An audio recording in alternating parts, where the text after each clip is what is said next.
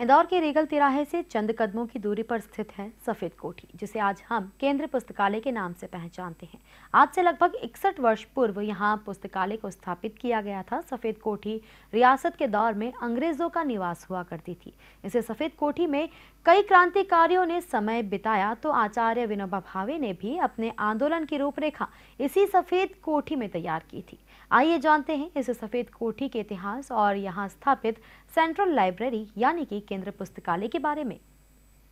19 नवंबर 1961 में बनी केंद्रीय पुस्तकालय को आज 61 साल पूरे हो चुके हैं। जी हाँ, केंद्रीय पुस्तकालय है ये, जहाँ पर गवर्नमेंट ने बहुत सारी फैसिलिटीज़ लोगों को अवेलेबल करवाई है, स्पेशली बच्चों को अवेलेबल कराई है, ताकि वे लोग यहाँ पर आएँ, पढ़ें और जानें कि क्या हमारा इतिहास था और क्या हमारा इतिहास हो चुका है और अब हम लोग किस चीज़ से प्रेरणा ले सकते हैं, कैसे आगे बढ़ सकते हैं। डिजिटलाइजेशन हो चुकी है, उसके बावजूद कैसे हम बुक से कनेक्टेड रह सकते हैं, ये सारी चीज़ें हमें केंद्रीय पुस्तकालय में देखने को मिलेगी। तो आइए हम एक छोटा सा टूर करते हैं और जानते हैं कि ये जो 61 साल का सफ़र था वो इस केंद्रीय पुस्तकालय ने कैसे कवर किया है।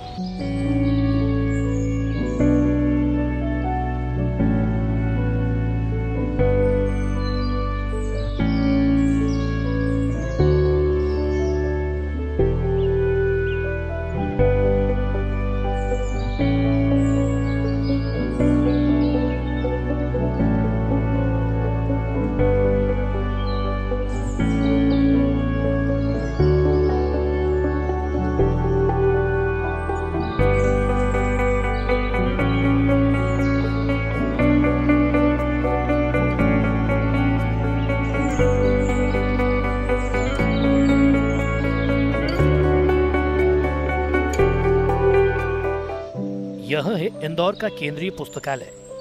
दरअसल देश की आजादी के पहले ये पुस्तकालय, जिसे सफेद कोठी भी कहा जाता है, ये ब्रिटिशर्स का निवास हुआ करता था। वर्ष 1947 से 1960 तक भारत के कई वीर सपूतों और महापुरुषों ने यहाँ पर समय बिताया। इतना ही नहीं, कई बड़े आंदोलन भी इसी सफेद कोठी से शुरू हुए। वर्ष 1961 में सफेद कोठी और उसकी 4000 एकड़ जमीन पर पुस्तकालय की स्थापना हुई। मैं आपको बहुत एक इम्पॉर्टेंट बात बताना चाहूँगी कि इस लाइब्रेरी में जितनी भी बुक्स अवेलेबल है वो 3 सेगमेंट से यहाँ पर उपलब्ध करवाई जाती है, जिसमें से एक है RRRLF मतलब राजा राम मोहन रॉय लाइब्रेरी फाउंडेशन। ये जो फाउंडेशन है ये कोलकाता से यहाँ पर है। यहाँ पर कोलकाता से सारी बुक्स आती है, हिंदी की साहित्य बुक्स आती है, रोमांटिक बुक्स आती है। यहाँ पर हमें अलग अलग देखने को मिलती है, दर्शन शास्त्र देखने को मिलता है, नाटक देखने को मिलता है, खेल, मनोरंजन उपकरण और वैदिक यंत्र भी हमें देखने को मिलते हैं। बहुत सारी मतलब लाखों की तादाद में यहाँ पर बुक्स अवेलेबल है। और उतनी ही, ऐसा नहीं है नौटंकी है तो कम होगी या फिर शस्त्र की है तो कम होगी, बहुत सारी तादाद में यहाँ पर हमें किताब देखने को मिलती है। आप नाम लीजिए और वो किताब यहाँ पर मिल जाती है। और अगर कभी इफ इन केस यहाँ पर वो बुक अवेलेबल नहीं भी होती है तो अब वो बुक आपको डिजिटल तौर पर यहाँ पर मिल जाएगी। और बहुत ही सुंदर तरीके से यहाँ पर सारी बुक्स आप लोगों को अवेलेबल कराते हैं, ताकि कोई भी विद्यार्थी हो, कोई भी पाठक हो, कोई भी बुक्स पढ़ने का प्रेमी हो, उसे कभी भी किसी चीज़ की यहाँ पर कमी नहीं मिले। और जैसा हमने आपको पहले बताया था कि ऐसा बिल्कुल नहीं होना चाहिए कि यार ये गवर्नमेंट लाइब्रेरी है, यहाँ पर हमें वो नहीं मिली या इससे बेटर हम प्राइवेट लाइब्रेरी में चले जाते, तो वो चीज़ आपको पिछले 61 वर्षों में कभी भी देखने को नहीं मिली होगी। यहाँ पर हर इंग्लिश हो, हिंदी हो, साहित्य हो, नाटक हो, पक्षियाँ हो, कुछ भी हो, जीव विज्ञान हो, हर तरह की किताब यहाँ पर आपको अवेलेबल करवाई जाती है। इस वक्त हम जहाँ खड़े हैं यहाँ पर सिर्फ और सिर्फ हिंदी की किताबें हैं, और जैसे हमने देखा यहाँ पर लाखों की तादाद में हिंदी की किताबें हैं। तो आइए अब हम अंग्रेजी कक्ष में चलते हैं और देखते हैं कि वहाँ पर कितनी किताबें हैं। तो हिंदी कक्ष हमने देख लिया, अब बारी है अंग्रेजी कक्ष की। तो आइए हम देखते हैं कि यहाँ पर किस तरह से इंग्लिश की बुक्स जो है वो अवेलेबल करवाई गई है। हम देख सकते हैं बहुत सारे ऑथर्स यहाँ पर, रविंद्रनाथ टैगोर से लेकर जॉर्ज ऑरवेल तक सारी बुक्स की किताबें यहाँ पर हमें हैं, सारे ऑथर्स की किताबें यहाँ पर है।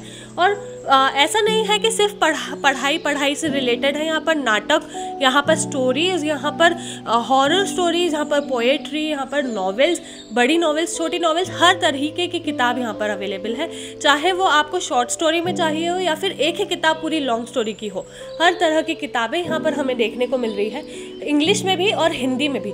कभी ऐसा नहीं हुआ कि सिर्फ और सिर्फ गवर्नमेंट की लाइब्रेरी है तो सिर्फ और सिर्फ हमें साहित्य की देखने को मिली या फिर स्टोरीज़ की देखने को मिली। हर तरह की, मैंने जैसे कहा, आप हाथ रखिए कि हमें ऐसी किताब चाहिए और वो किताब आपको यहाँ पर अवेलेबल करवाई गई। केंद्रीय पुस्तकालय में किताबें 3 तरह से उपलब्ध होती है।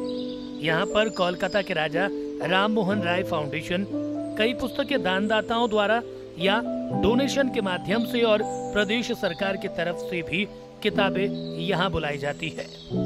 जो 3 सेगमेंट्स हैं यहाँ पर बुक्स अवेलेबल करवाई जाती है, उसमें दूसरा सेगमेंट है डोनेशन रूम। यहाँ पर जितनी भी बुक्स है वे सारी डोनेट की गई बुक्स है या फिर डोनेट किया गया अमाउंट जो था उससे जो खरीदी गई है वो बुक्स है। यहाँ पर सारी बुक्स मिली हुई है, हिंदी हो, इंग्लिश हो या फिर रीजन की, किसी रीजन की कहानी हो या कुछ भी, वो सारी हमें उसमें अलग अलग तरीके से देखने को मिलती है। 3 सेगमेंट्स में से 2 सेगमेंट्स हम देख चुके हैं, एक डोनेशन रूम है और एक कोलकाता से है राजा राम मोहन रॉय फाउंडेशन है। अब तीसरा जो है वो है गवर्नमेंट रूम। यहाँ पर जितनी भी किताबें हैं वो गवर्नमेंट ने यहाँ पर उपलब्ध करवाई गई है।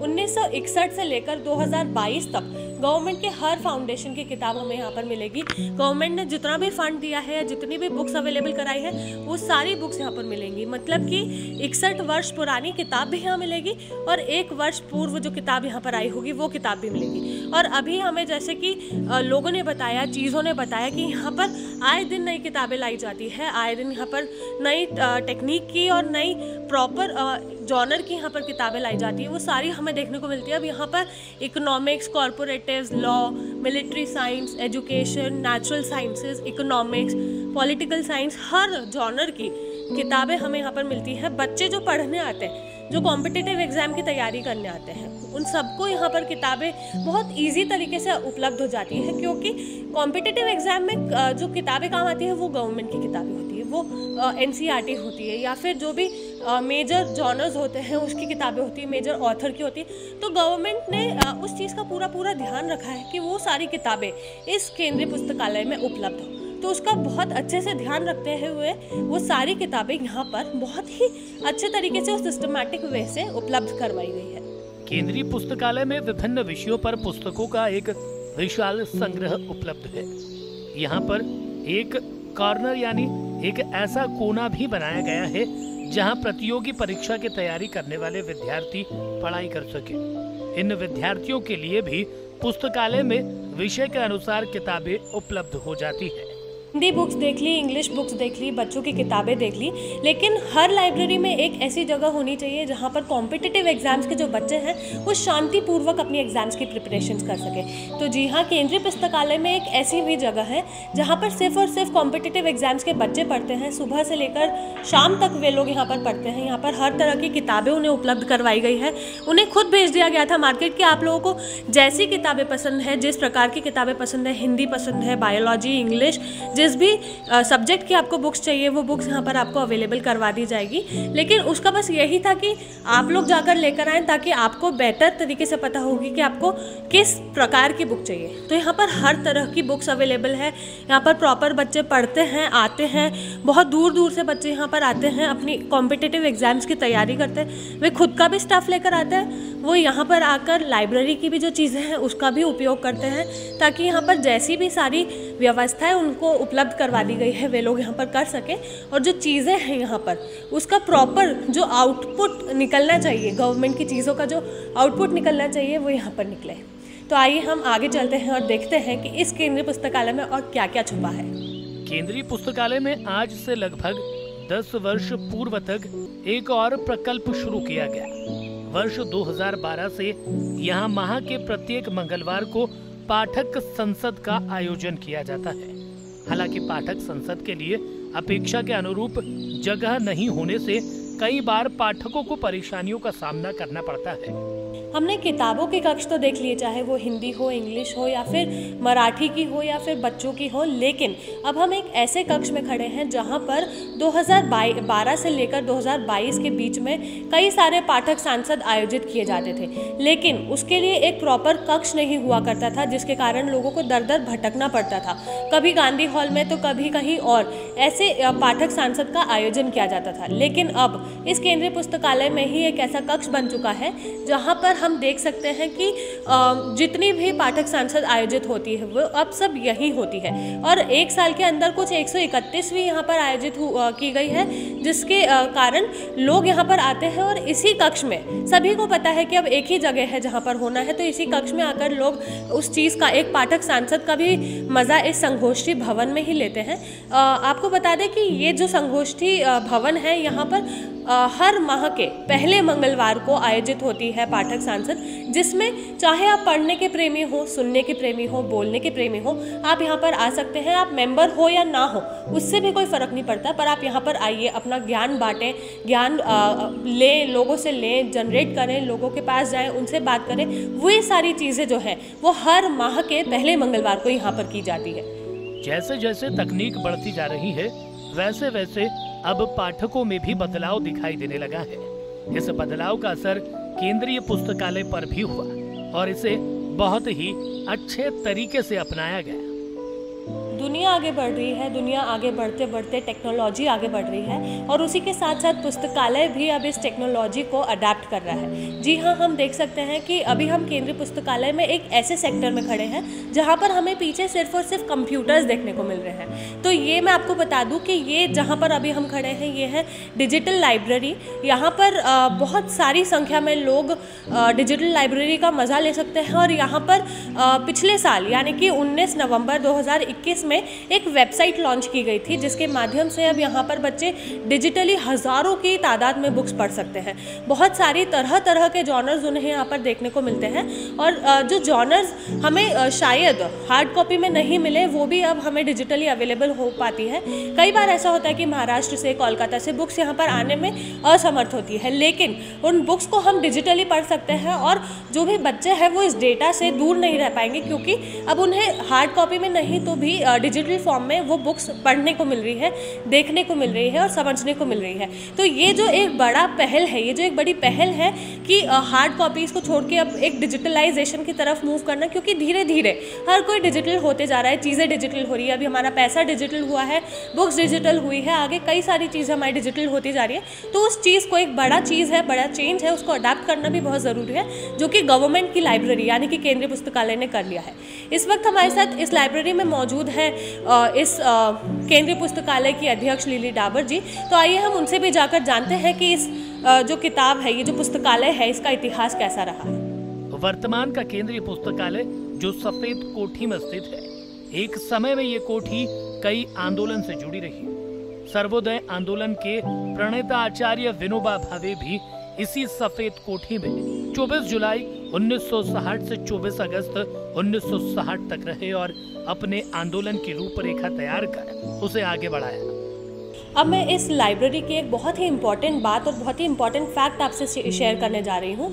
जी हाँ, मैं बात कर रही हूँ संत विनोबा भावे की, जिन्होंने 24 जुलाई से 24 अगस्त 1960 में एक ऐसा आंदोलन चलाया था जो कि आज तक इंदौर बहुत ही अच्छे तरीके से फॉलो करते आ रहा है। यस, मैं उस आंदोलन की बात कर रही हूँ जिसके चलते इंदौर कभी चौका, कभी पंच और कभी छक्का मारे जा रहे हैं। अब तो आप समझ ही गए होंगे मैं किस चीज़ की बात कर रही हूँ। जी हाँ, मैं बात कर रही हूँ स्वच्छता अभियान की। तो विनोबा भावे जो संत थे, उन्होंने यहाँ पर बैठ के लोगों को एक ही बात से हमेशा प्रेरित किया था कि जिस जगह हम रहते हैं उसे हमेशा स्वच्छ होना चाहिए। तो जिसके कारण उन्होंने यहाँ बैठ के स्वच्छता अभियान चलाया है, और लोगों का ऐसा मानना है कि स्वच्छता अभियान की जो जड़ें हैं वो इस जगह से, यहाँ पर ही बैठ के, ये जो जगह देख रहे हैं जहाँ टेबल बन गई है, कुर्सी बन गई है, यहाँ बैठ के संत विनोबा भावे हमेशा कहा करते थे कि जिस जगह हम बैठते हैं वो जगह हमेशा से सुंदर होनी चाहिए, हमेशा स्वच्छ होनी चाहिए, ताकि हमें हमेशा पॉजिटिव वाइब्स आए। है और जो हमारे कार्य हो वो भी पॉजिटिव हो। तो ये वो जगह है जहाँ से लोगों का ऐसा मानना है कि स्वच्छता अभियान जो इंदौर में चलाया जा रहा है, देश भर में तो चला रहे हैं लेकिन इंदौर में उसका अलग ही रूप हमें देखने को मिलता है, जिसके कारण कभी चौका, कभी पंच, कभी छक्का देखने को मिलता है। तो ये वो जगह है जहाँ पर विनोबा भावे ने बैठकर लोगों को हमेशा अपनी जगह स्वच्छ रखने का कहा था और ये वो जगह है जहाँ से इंदौर के स्वच्छता अभियान की जड़ें जुड़ी हुई है। वर्तमान में केंद्रीय पुस्तकालय की अध्यक्ष लिली डावर से डीजियाना न्यूज संवाददाता निहारिका शर्मा ने पुस्तकालय और पुस्तकालय के 61 बरस की यात्रा को लेकर खास बातचीत की। हमारे साथ मौजूद है केंद्रीय पुस्तकालय की अध्यक्ष मिसेस लिली डावर। तो आइए हम उनसे बात करते हैं और जानते हैं कि 61 साल पहले इस लाइब्रेरी की दशा कैसी हुआ करती थी और आज के दिनांक में ये लाइब्रेरी अब किस तरह से चेंज हुई है। नमस्ते लिली मैम। बताइए मैम कि पहले 61 ईयर्स पहले ये लाइब्रेरी किस तरह से दिखाई देती थी लोगों को कैसे ये हेल्प करती थी चीज़ें पढ़ने में, करने में, लेकिन अब 61 ईयर्स हो गए हैं, डिजिटलाइजेशन हो गई, चीज़ें चेंज हो गई, तो अब किस तरह से ये चेंज हो गया? देखिए, इसकी स्थापना 19 नवंबर 1961 को हुई और होलकर राजवंश ने 1.5 लाख रुपए यहाँ डोनेट किए थे और उससे 4 एकड़ ज़मीन में इसकी शुरुआत हुई। यहाँ बिल्डिंग पहले से है जिसे सफ़ेद कोठी के नाम से जाना जाता है, लेकिन 1961 में जब से पुस्तकालय प्रारंभ हुआ तो बहुत ज़्यादा किताबें नहीं थी, लेकिन उसके बाद में धीरे धीरे उसने थोड़ी सी उसमें विकसित रूप आया। लेकिन जैसा कि हम जानते हैं कि पहले उस समय डिजिटल युग नहीं था, तो शासकीय लाइब्रेरी होने से ये उसी तरह चलती रही, कुछ आगे भी बढ़ी, कुछ विकास भी हुआ। लेकिन एक समय ऐसा आया जब ये पूरा परिसर असामाजिक तत्वों का स्थान बन चुका था, हम या यूँ कहें कि एक अड्डा बन चुका था, और उसे दूर करना ये शुरू हुआ है लगभग 2009 के आसपास शुरू होना। तो उस समय तत्कालीन माननीय अशोक दास साहब कमिश्नर साहब हुआ करते थे, तो उन्होंने इस दिशा में काफ़ी प्रयास किया और ये जो असामाजिक तत्वों का अड्डा था वो सब दूर हुआ और धीरे धीरे इस लाइब्रेरी का विकास प्रारंभ हुआ। और मैं 1 वर्ष पहले यहाँ आई हूँ, तो उस समय भी थोड़ा सा बहुत अच्छी हालत में ये नहीं थी। 7 साल पहले ये अच्छी हालत में हुआ करती थी, काफ़ी विकास भी हुआ था इसमें। लेकिन अभी इन 7-8 सालों में जैसा कि आके देखा मैंने कि बहुत अच्छी हालत में नहीं थी, और फिर उसके बाद में 1 साल में ये पूरी कोशिश की कि इसका रिनोवेशन हो, और उसके बाद में यहाँ पुस्तकें जो हैं वो लगभग हम माने तो 1 लाख के करीब ये पुस्तकें हैं, और 3 सोर्सेस से आती हैं, जैसे राजा राम मोहन राय फाउंडेशन कोलकाता से आती हैं, डोनेशन से आती हैं और राज्य शासन से आती हैं। तो इतनी सारी पुस्तकों से जो समृद्ध लाइब्रेरी है, इसका निश्चित रूप से एक विकास की तरफ अब हम जा रहे हैं। पिछले वर्ष हमने 2021 में एक वेबसाइट लॉन्च की थी और धीरे धीरे हम इसे पूरी तरह से डिजिटल लाइब्रेरी हम कन्वर्ट करने की कोशिश में हैं, क्योंकि हमें उस युग के साथ चलना होगा ताकि बच्चे इससे, युवा इससे अपनी तरीके से इससे जुड़ सकें। मैम, पहले हर महीने के पहले मंगलवार को एक प्रोग्राम हुआ करता था जो कि इंदौर में कई अलग अलग जगह पे आयोजित किया जाता था, क्योंकि उसके लिए एक प्रॉपर संगोष्ठी कक्ष नहीं हुआ करता था। लेकिन अब ऐसा सुना है कि यहाँ पर बन गया है, यहाँ पर एकदम प्रॉपर हो गया है, जिसके चलते अब हर मंगलवार को माह के हर पहले मंगलवार को यहाँ पर आयोजन किया जाता है। तो उस बारे में आप कुछ बताइए। देखिए, ये पाठक संसद नाम से एक साहित्यिक आयोजन हम उसे कहें शुरू किया गया था, और ये खुशकिस्मती है मेरी कि 2012 में जो शुरू किया गया था उस समय मैं पहली पाठक संसद में भी मैं उपस्थित थी और मैंने सरस्वती वंदना से उसकी शुरुआत की थी। और ये मेरा खुशकिस्मती है कि मुझे अब इसकी सेवा करने का सौभाग्य मिल रहा है। तो अभी 131वीं पाठक संसद आयोजित की गई है और हर माह के पहले मंगलवार को होती है, और इसमें कोई सदस्यता शुल्क नहीं होता है, कोई परमानेंट मेंबर नहीं होता है। जो भी अच्छा पढ़ता है, अच्छा सुनता है या अच्छा लिखता है, वो यहाँ उसमें शामिल हो सकता है, सहभागी हो सकता है। तो ये अहिल्या पुस्तकालय का इवेंट है जिसमें अभी हिंदी परिवार को भी शामिल कर लिया गया है। मैम, कहीं ना कहीं ऐसा सुना है कि जो इंदौर छक्के पे मतलब चौके, पंजवा, फिर छक्का, अब ऐसे लगातार अपनी स्वच्छता का पूरा झंडा देश भर में लहरा रहा है। तो उसका कहीं ना कहीं शुरुआत यहीं से हुई है, इस कोठी से ही हुई है, जो कि पहले नहीं हुआ करता था, लेकिन 1960 में जो यहाँ पर हुआ है उसके बाद धीरे धीरे चीज़ें स्टार्ट हुई है और पहला जो स्वच्छता अभियान शुरू हुआ था इंदौर में वो यहाँ से हुआ था। तो उस बारे में आप क्या बताएं? जी बिल्कुल सही है, ये भी बहुत बड़े सौभाग्य की बात है सफ़ेद कोठी के लिए, पुस्तकालय के लिए, कि 1961 में तो पुस्तकालय प्रारंभ हुआ, लेकिन 1960 में 24 जुलाई से 24 अगस्त तक भारतीय संस्कृति के अध्येता संत विनोबा भावे जी ने यहाँ प्रवास किया 1 माह, और उस समय उन्होंने यहाँ जो हॉल अभी आपने देखा वहाँ पर उन्होंने बैठ करके स्वच्छता अभियान चलाया था। तो हमें एक दुगने या कहें हम दोहरे गौरव का अनुभव होता है कि एक तो इंदौर के हम नागरिक हैं और स्वच्छता अभियान में हमने चक्का लगाया है, और साथ ही साथ हम इस सफ़ेद कोठी या इस पुस्तकालय की अभी हम सेवा करने का हमें मौका मिल रहा है। और स्वच्छता अभियान की हम कहें तो यहाँ हमें जड़ें दिखाई देती हैं, क्योंकि पहला स्वच्छता अभियान यहीं से प्रारंभ हुआ था।